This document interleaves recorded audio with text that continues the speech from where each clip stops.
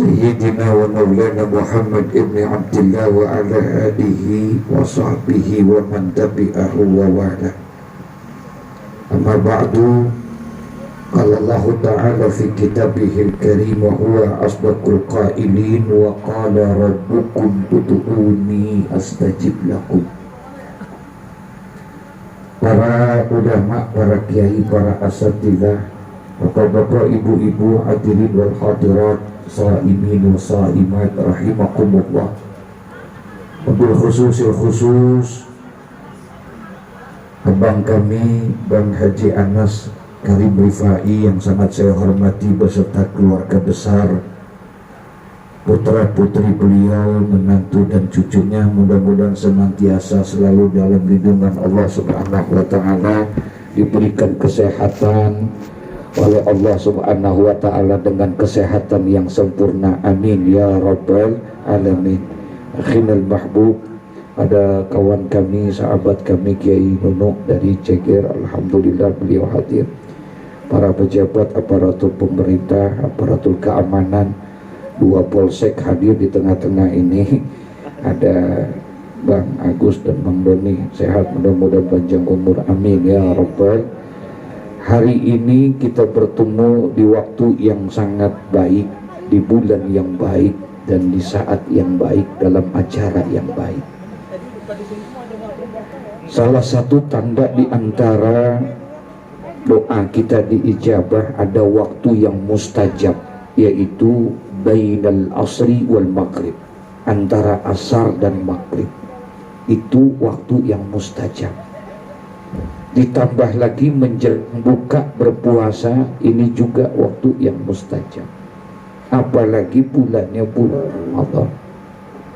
Maka oleh karena itu yakinlah kita, insya Allah doa-doa yang kita baca untuk almarhumah yang telah meninggalkan kita, wabil khusus meninggalkan keluarga, mudah-mudahan diampuni dosanya oleh Allah, amin ya rabbal.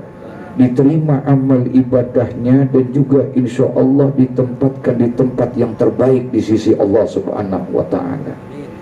Apalagi tadi siang diadakan khutmul Quran, ya Bang, diadakan khutmul Quran. Kita tadi sudah membaca doa khutmul Quran. Kata Nabi dalam satu hadis, Rasulullah sallallahu alaihi wasallam bersabda, iza khatamal abdu Qur'ana shalla alaihi inda khatmihi situna alfa malakin.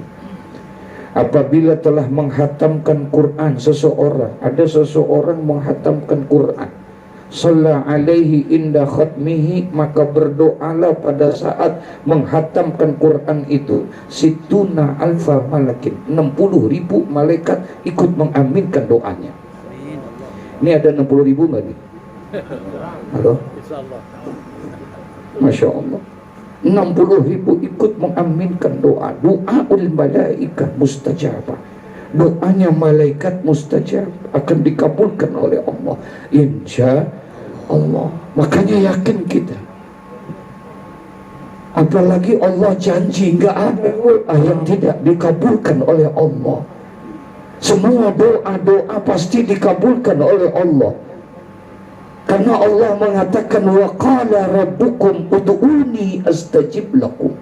Berdoalah kamu kepadaku, kata Allah, niscaya aku akan kabulkan doamu, insya. Halo, assalamualaikum. Ini lemes banget lagi pada puasa apa ya? Ngopi enak kali ini ngopi. Gak makan. Wa qala rabbukum ud'uni astajib lakum. Allah yang janjikan, saudara, doa-doa kita pasti akan dikabulkan oleh Allah, insya Allah. Tapi doanya ada yang dikabulkan secara langsung, ada yang ditunda 2-3 hari, ada yang ditunda setahun 2 tahun, ada yang ditunda sampai dengan ini apa ini? Ini urusan lama dan ini urusan kopinya belum keluar. Mana masih lama banget lagi maghrib ini, ya Allah. Bapak sih enak duduk saya ngomong ini. Gitu, insyaallah. Sampai jam berapa nih? Cuma 9. Ya Rabb, Masya Allah. Jadi doa kita insya Allah akan dikabulkan oleh Allah Subhanahu wa Ta'ala. Dalam doa, kata guru saya Mu'alim Safi Azami, beliau, ada waktu yang mustajab, ada tempat yang mustajab. Ada tempat yang mustajab, ada waktu yang mustajab. Kalau tempat yang mustajab, menurut beliau itu, sebahagian ulama mengatakan enggak banyak Pak, enggak semua bumi yang ada di muka bumi ini jadi tempat-tempat yang mustajab, enggak. Ulama mengatakan tempat yang mustajab 3: Mekah, Madinah, Aqsa. Itu tempat yang mustajab. Mekah, Madinah, Aqsa. Mekah saja. Itu kalau kita lihat di Ka'bahnya saja, ada kitab namanya Al-Idhah fi Manasikil Hajj. Itu diterangkan di sekitar Ka'bah aja ada kurang lebih hampir 20 tempat yang mustajab yang ada di situ. Itu sekitar Ka'bah tuh. Ada yang namanya Babul Ka'bah, ada yang namanya Hajarul Aswad, ada yang namanya Maqam Ibrahim, ada yang namanya Babul Masdud, ada yang namanya Hijr Ismail, ada yang namanya Multazam, ada yang namanya Rukun Yamani, ada Rukun Syami, dan lain sebagainya. Itu kalau sekitar Ka'bah. Ada lagi Bi'ru Zamzam. Belum lagi nanti Mina, belum lagi nanti Padang Arafah. Saya baru 2 hari yang lalu pulang dari sana, alhamdulillah. Mudah-mudahan saya doain biar bisa umroh semuanya. Mau umroh nggak Pak? Mau? Halo? Mau? Jawabnya aja nggak semangat. Mau nggak? Dibayarin mau nggak? Bener? Bener nih? Saya juga mau kalau dibayarin. Ya Allah ya Rabbana. Jadi ada tempat yang mustajab. Mana tempat mustajab? Mekah. Mana Raudhah? Itu tempat yang mustajab. Madinah, Masjidil Aqsa, itu tempat-tempat yang mustajab. Indonesia, kata ulama, sebahagian besar mengatakan nggak ada tempat yang mustajab. Ada waktu yang mustajab. Kalau tempat yang mustajabnya nggak ada, tapi yang ada apanya? Waktu yang mustajab. Kalau di Mekah emang tempatnya mau pagi, siang, sore, malam, insya Allah kita berdoa diterima di sana. Tapi kalau di tempat yang lain itu enggak, kayak kita, nggak ada yang namanya tempat mustajab. Begitu kata guru saya, Hadratul Syekh Haji Muhammad Syafi'i Al-Azhami. Walaupun ada pendapat makam-makam para wali itu juga termasuk makan, ada tempat-tempat yang mustajab. Ada sebagian pendapat yang mengatakan. Jadi yang namanya Indonesia ada yang namanya waktu-waktu yang mustajab. Ini ambil kita kesempatan, di waktu inilah kita berdoa kepada Allah, karena kita tidak ada tempatnya, yang ada apanya? Waktunya. Manfaatkan di waktu-waktu yang mustajab itu untuk berdoa dan bermohon, bermunajat kepada Allah. Kapan? Banyak hadis-hadis banyak menjelaskan itu. Bainal azan wal iqamah, antara azan dan qomat. Itu bainal azan wal iqamah, itu waktu-waktu yang mustajab. Tuh, antara azan dan qomat. Makanya kalau qomat jangan buru-buru, kasih jeda waktu. Kalau kita pergi ke masjid-masjid yang ada di Mekah, di Madinah Pak, itu kalau di luar Masjidil Haram itu suka ada tulisan Pak, di masjid itu, farquz zaman bainal azan wal iqamah, jeda waktu antara azan dan qomat. Itu ditulis tuh di depan pintunya. Jeda waktu antara azan dan qomat. Zuhur 7 menit, Asar 5 menit, Maghrib 5 menit, Isya 10 menit, Subuh, subuh yang rada lama. Subuh, apalagi di Masjid Nabawi lama tuh, bisa sampai setengah jam itu kadang-kadang. Antara jeda waktunya. Kenapa? Dikasih kesempatan untuk berdoa, karena itu waktu yang mustajab. Insya Allah. Yang kedua, ada waktu mustajab itu bainal khutbatain, di antara 2 khutbah Jumat. Khotib khutbah, kalau Jumat itu khutbah berapa kali? Berapa kali? Pada saat dia duduk di antara dua khutbah Jumat, itu waktu yang mustajab.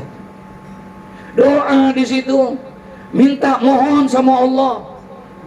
Dengan permohonan-permohonan kita, insya Allah itu waktu yang mustajab. Banyak doa waktu-waktu yang mustajab, dan diantaranya adalah menjelang berbuka puasa. Ini pun juga adalah waktu yang mustajab. Doa kita dengan doa-doa yang baik tadi, Masya Allah, sudah didoakan kita semua dengan doa-doa yang indah, panjang umur, sehat walafiat. Kita diberikan semua yang meninggal dunia, alhamdulillah, insya Allah diampuni dosanya oleh Allah, amin ya Rabbal. Yakinkan doa kita dikabulkan oleh Allah. Memang benar, Al-Imam Ibrahim bin Adham bin Mansur, kata Al-Imam As-Sayyid Al-Hafiz Syihabuddin Ahmad Ibnu Hajar Al-Asqalani, saya lihat dalam sebuah buku itu, ada beliau itu menuliskan satu dialog antara Imam Ibrahim bin Adham bin Mansur. Beliau pernah ditanya oleh seseorang tentang doa yang tidak dikabulkan oleh Allah.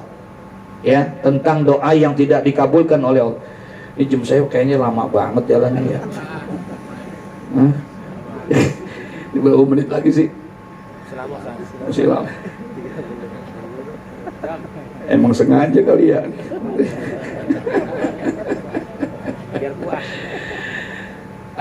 Satu hari Imam Ibrahim bin Adham bin Mansur ditanya sama seseorang. Apa yang ditanya? Tentang, Tuan Imam, mohon maaf, saya baca dalam Al-Quran ada ayat yang berbunyi Ud'uni astajib lakum, mintalah kepadaku, berdoalah kepadaku, niscaya akan aku kabulkan doamu. Dalam Al-Quran ada ayat itu enggak?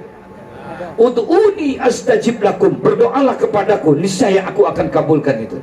Kata Imam Ibrahim bin Adham bin Mansur, benar, emang ada ayat itu dalam Al-Quran. Lalu apa masalahnya? Begini Tuan Imam, saya udah berdoa sama Allah, saya udah bermohon sama Allah pagi, sore, siang, malam, saya selalu berdoa kepada Allah. Tapi kenapa sampai saat ini doa-doa saya belum dikabulkan oleh Allah? Kenapa sampai saat ini permohonan saya belum diijabah oleh Allah, belum dikabulkan oleh Allah? Bukankah Allah janji dalam Al-Quran, Ud'uni astajib lakum, berdoalah kamu kepadaku, niscaya aku akan kabulkan doamu. Tapi kenapa sampai saat ini doa-doa saya belum dikabulkan oleh Allah? Orang nanya sama Imam. Apa kata Imam Ibrahim bin Adham bin Mansur?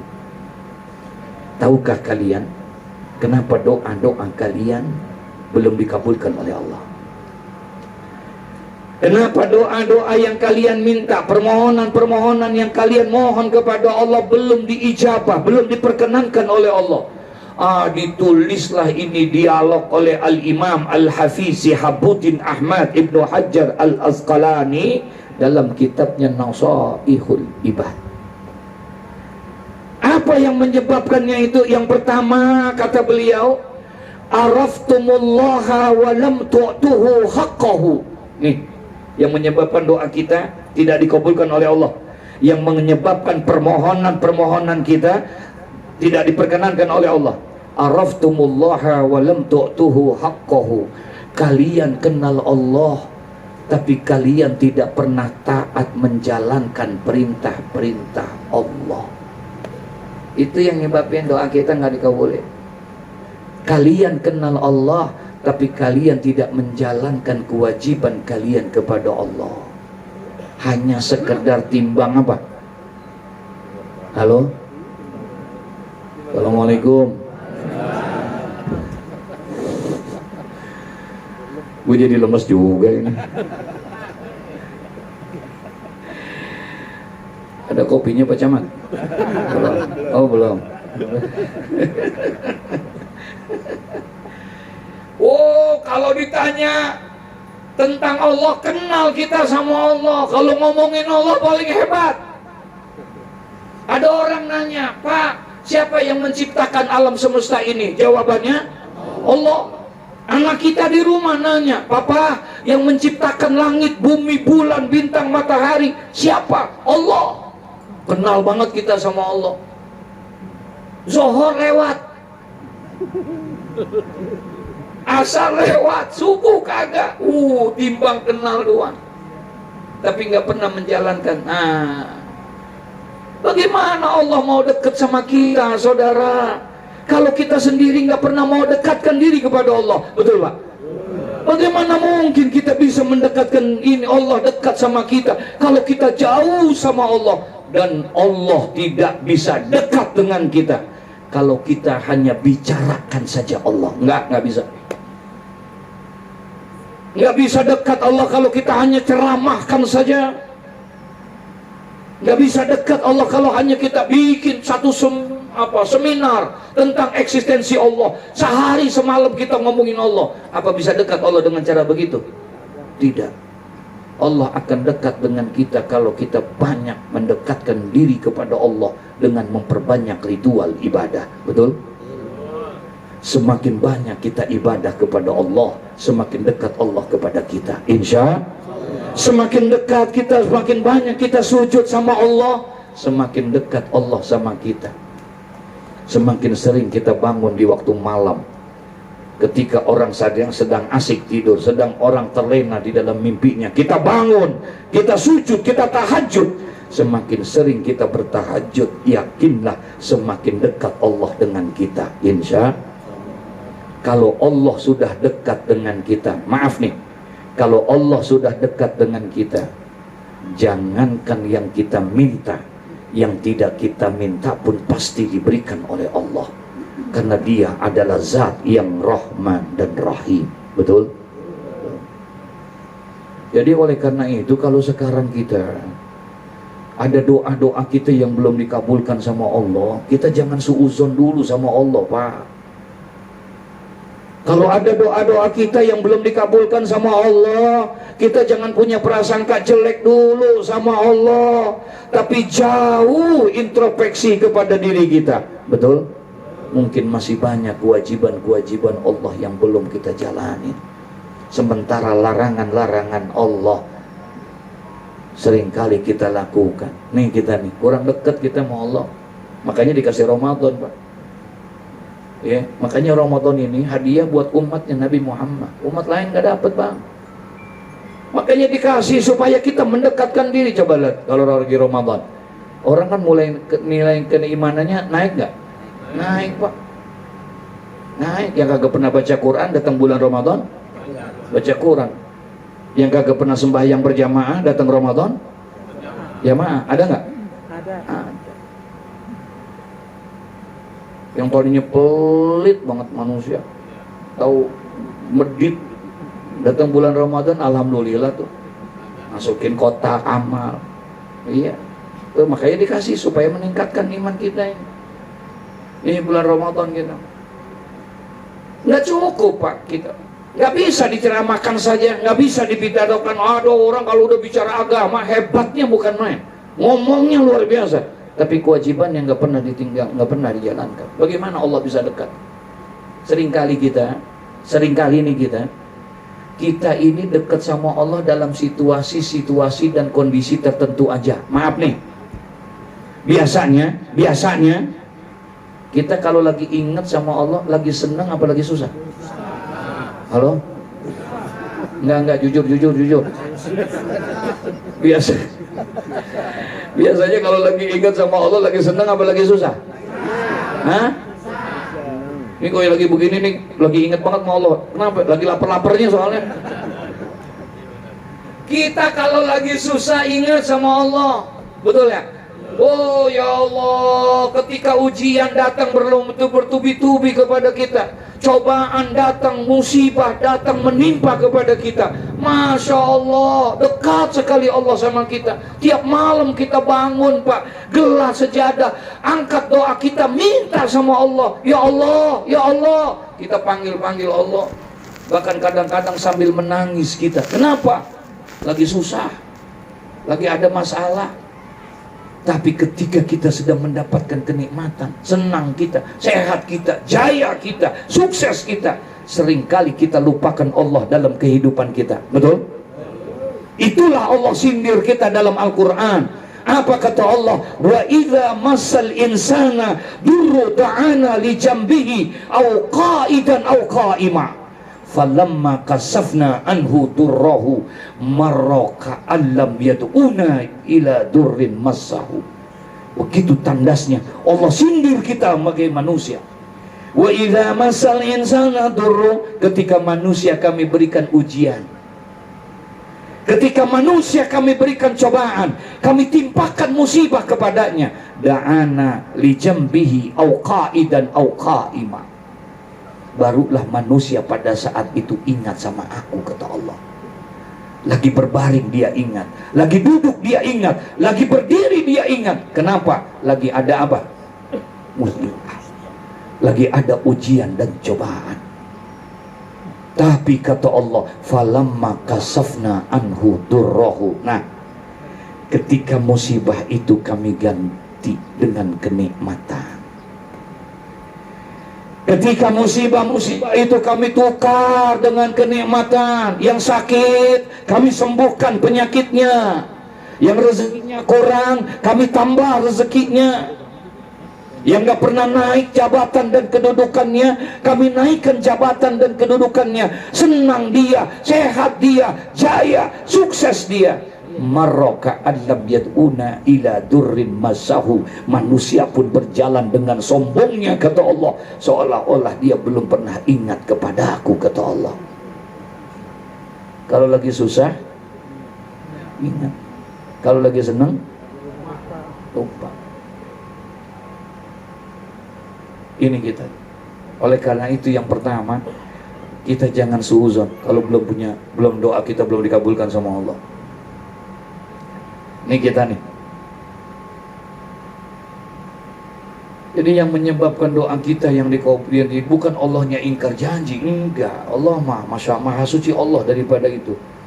Enggak mungkin Allah ingkar dalam janjinya. Tapi kita harus introspeksi kepada diri kita. Bukan ayatnya yang salah, bukan Allahnya yang lupa untuk mengabulkan doa, tapi mungkin kita. Karena kitanya, Pak, kita hanya kenal Allah, tapi kita tidak pernah taat menjalankan perintah Allah. Yang kedua, ini ada 10 kurang lebih, Pak. Ini kalau saya bahas mungkin setengah 11 selesai ini. Habisin jangan. Alah, bohong banget. Ini perkataan Imam Ibrahim ada 10 nih. Kalau misalnya saya bahas setengah 11 nih. Dah, yang kedua, yang menyebabkan doa kita nggak dikabulin nih. Bahwa kita dikit-dikit mau ngambek mulu mau Allah, ngapa sih doa gua kagak dikabulin mulu ya? Apa sih ya tuh? Apalagi udah ngapalin, udah wiridan mulu kita, tapi kagak sampai-sampai mulu. Lah nih kok gua udah lama banget udah wiridan, udah puasain juga, gua udah iniin juga. Tuh perempuan bukan tambah deket, tambah jauh aja lagi.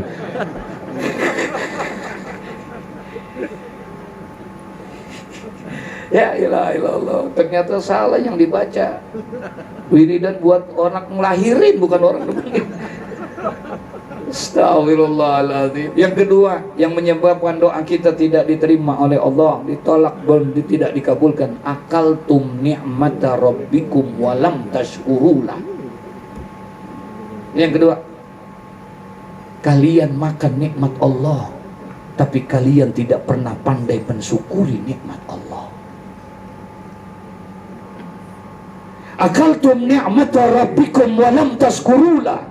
Kalian makan nikmat Allah, tapi kalian tidak pernah pandai mensyukuri nikmat Allah.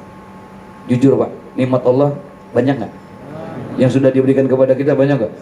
Masya Allah, terlalu banyak nikmat-nikmat yang sudah Allah berikan kepada kita, Pak. Terlalu banyak anugerah-anugerah yang telah Allah berikan kepada kita. Tidak ada satu orang pun sehebat apapun yang bisa menghitung nikmat Allah. Betul? Bahkan tidak ada satu alat secanggih apapun yang bisa menghitung nikmat Allah. Enggak. Tapi dari sekian banyak nikmat-nikmat yang Allah berikan kepada kita, saudara, Dari sekian banyak karunia dan anugerah yang Allah berikan kepada kita, Allah tidak minta apa-apa kepada kita. Allah nggak menuntut apa-apa. Dari sekian banyak nikmat yang aku berikan, kata Allah, hanya satu yang aku minta: syukuri nikmatku. Jikalau kamu pandai mensyukuri nikmat, aku akan tambah nikmat itu. Tapi jikalau kamu tidak pandai mensyukuri nikmat, hati-hati, azabku amat pedih, kata Allah. Betul? Ini nikmat nih Pak. Duduk yang begini nih, duduk seperti kayak begini ini bukan duduk sembarangan Pak. Bukan duduk sembarangan ini. Duduk kita apalagi berzikir dan lain sebagainya. Rasulullah pernah dipanggil sama Jibril, kata Jibril, ya Rasulullah, keluar. Kenapa? Engkau hadir di tempat orang yang sedang berkumpul sahabatmu di sana. Diparanin sama Nabi. Kata Nabi, ente lagi kumpul ini lagi ngapain sih? Sampai-sampai saya disuruh datang ke sini. Kata sahabat, kami sedang berzikir ya Rasulullah. Kami sedang beristighfar, sedang memohon doa kepada Allah. Oh pantas aku disuruh ke sini karena di tempat ini telah Allah turunkan rahmat di dalamnya. Rasulullah disuruh untuk hadir ke dalam. Ini kita dikumpulkan di tempat-tempat, kita baca asma min asma'illah, kita berzikir, kita baca kalimatut tauhid, la ilaha illallah. Apalagi di bulan-bulan yang baik ini Pak, ini tempat yang luar biasa. Makanya Jibril alaihissalam, Al-Imam Abdul Wahab Sya'rani tuliskan dalam kitab Wasiyatul Mustafa lil Imamil Ali karamallahu wajhah. Di situ Jibril ngomong, kata Nabi Muhammad, ya Ali, tamanna Jibrilu ayyakuna min bani Adam li sab'i khisalin. Ali dipanggil. Ali ini sahabat Nabi, menantu Nabi, dan juga sepupunya Nabi. Kata Nabi Muhammad, ya Ali sini, tamanna Jibrilu ayyakuna min bani Adam. Kamu tahu nggak, Jibril pengen banget jadi manusia. Kalau dia jadi manusia, dia tidak akan tinggalkan 7 hal katanya. Ada 7 perkara yang menyebabkan dia pengen banget jadi apa? Manusia. Apa yang menyebabkan itu? Yang pertama katanya, dia akan selalu pengen jadi manusia. As-salawatu khamsu ma'al imam. 1. Kalau aku jadi manusia, aku nggak bakalan tinggalin sembahyang berjamaah, sembahyang bersama imam. Ini Jibril pengen banget jadi manusia karena pengen sembahyang apa? Berjamaah. Dia nggak mau tinggalin berjamaah, mau di rumah kayak, mau di masjid kayak, mau di musola kayak, mau di kantor kayak, mau di mana aja. Yang penting syarat berjamaah 2. Ada imam, ada makmum. Itu aja syaratnya. Mau di rumah boleh nggak? Mau di rumah boleh nggak? Di kantor boleh nggak? Di pasar boleh. Di mana saja ada imam, ada makmum, tuh berjamaah udah boleh kita kerjain. Apalagi di masjid, masya Allah. Jibril pengen banget duduk jadi manusia karena mendapatkan pahala berjamaah. Yang kedua, ini nih yang dia pengen. Kata Jibril, saya pengen jadi manusia bukan hanya sekedar sholat bersama imam, tapi wa mujalasatul ulama. Pengen banget duduk sama ulama. Pengen banget duduk sama para ulama. Masya Allah. Jadi ini nikmat Pak. Kita bisa datang ke tempat ini adalah merupakan sebuah nikmat. Akaltum ni'mata rabbukum walam tashkurulah. Kalian makan nikmat Allah, tapi kalian tidak pernah mendapatkan, tidak pernah memanjatkan syukur kepada Allah subhanahu wa ta'ala. Ya, insya Allah menjelang buka puasa ini, syukur kita niatin kepada Allah. Apalagi dapat Ramadan. Ramadan adalah bulan, mohon maaf Pak, kalau Bapak tahu nih Ramadan kemuliaannya kayak apa, kalau bapak-bapak, ibu-ibu tahu keutamaan yang ada di dalam bulan Ramadan, sampai-sampai Nabi bilang, "Lau ta'lamu ummati ma fi Ramadan, latamannau an takuna sanatu kulluha Ramadan." Jikalau saja umatku tahu tentang kelebihan-kelebihan yang ada di bulan Ramadan, jikalau saja umatku tahu tentang kemuliaan-kemuliaan yang ada di bulan Ramadan, latamannau an takuna sanatu kulluha Ramadan, niscaya mereka akan minta kepada Allah kalau bisa dalam 1 tahun itu isinya hanya apa? Ramadan saja saudara. Kalau dia tahu kelebihannya, Makanya pantas Nabi Musa pernah sujud di hadapan Allah. Di dalam sujudnya dia berdoa, ya Allah, jadikan aku menjadi umatnya Muhammad. Nabi Musa pengen jadi umatnya Nabi Muhammad karena lantaran pengen dapetin bulan apa? Bulan Ramadan. Mudah-mudahan Ramadan kita diterima oleh Allah Subhanahu wa taala. Dijadikan Ramadan ini menjadi Ramadan yang terbaik dalam hidup kita. Jadikan Ramadan kita saat ini menjadi Ramadan yang terindah dalam hidup kita. Jadikan ibadah Ramadan kita saat ini menjadi Ramadan yang teristimewa dalam hidup kita. Bedakan dengan Ramadan yang tahun lalu. Jadikan ini yang terbaik. Maaf, bisa jadi ini Ramadan yang terakhir buat kita. Betul? Tidak ada jaminan tahun depan kita masih ketemu lagi atau tidak dengan Ramadan. Ada jaminan nggak? Ada jaminan nggak? Nggak ada, saudara. Jangankan tahun depan, besok, bulan depan, ada yang berani jamin masih hidup atau tidak? Tidak ada. Oleh karena itu, manfaatkan Ramadan ini dengan sebaik-baiknya, karena Rasulullah janji, man soma Ramadana imanan wahtisaban ghufira lahu ma taqaddama min zambi. Barang siapa yang menjalankan puasa Ramadan, iman karena Allah, ikhlas karena Allah, maka diampunilah segala dosa-dosanya oleh Allah. Amin ya rabbal alamin. Itu saja yang bisa saya sampaikan, karena emang udah kering juga gitu. Yang kedua, udah dikit lagi waktunya. Insya Allah mudah-mudahan Allah panjangkan umur kita, Allah berikan kesehatan yang sempurna, sehat lahir dan batin kita, sehingga kita bisa menjalankan dan menyempurnakan ini Ramadan dengan sampai dengan sebaik-baiknya. Amin ya rabbal alamin. Al-Fatihah. A'udzu billahi minasyaitonir rajim. Bismillahirrahmanirrahim. Alhamdulillahi rabbil alamin arrahmanir rahim maliki yaumiddin. Iyyaka na'budu wa iyyaka nasta'in ihdinas siratal mustaqim. Siratal ladzina an'amta 'alaihim ghairil maghdubi 'alaihim waladdallin. Amin. Lebih kurangnya mohon dibukakan pintu maaf. Kita angkat kedua tangan kita mohon sama Allah, mudah-mudahan apa-apa yang telah diniatkan ya untuk oleh abang kami, kakak kami Bang Haji Anas Karim Rifai, untuk almarhumah, mudah-mudahan Allah ampuni dosanya, Allah terima amal ibadahnya, dan Allah tempatkan almarhumah di tempat yang terbaik di sisi Allah Subhanahu wa taala. Untuk kita, mudah-mudahan kita dipanjangkan umur, disehatkan badan kita, diberikan keberkahan dalam hidup kita. Al-Fatihah. A'udzubillahi minasyaitonir rajim. Bismillahirrahmanirrahim. Alhamdulillahi rabbil alamin arrahmanir rahim maliki yaumiddin. Iyyaka na'budu wa iyyaka nasta'in ihdinas siratal mustaqim. Siratal ladzina an'amta 'alaihim ghairil maghdubi 'alaihim waladdallin. Amin. Astaghfirullahaladzim. Bismillahirrahmanirrahim. Alhamdulillahi rabbil alamin hamdan yuwafi ni'amahu wa yukafi'u mazidah. Ya Rabbana lakal hamdu kama yanbaghi li jalali wajhikal karim wa li 'azimi sultanik. Subhanaka la nuhsi sana'an 'alaika anta kama asnaita 'ala nafsik. Falakal hamdu hatta tarda wa lakal hamdu idza radit wa lakal hamdu ba'da ridha. Allahumma salli wa sallim ala sayyidina Muhammad wa ala ali sayyidina Muhammad. Allahumma ahsin akibatana fil umuri kulliha wa aqina min khizyid dunya wa adzabil akhirah. Allahumma la tada' lana fi maqamina hadza dhanban illa ghafarta wa la hamman illa farazta wa la hajatan illa qadaitaha wa yassartaha.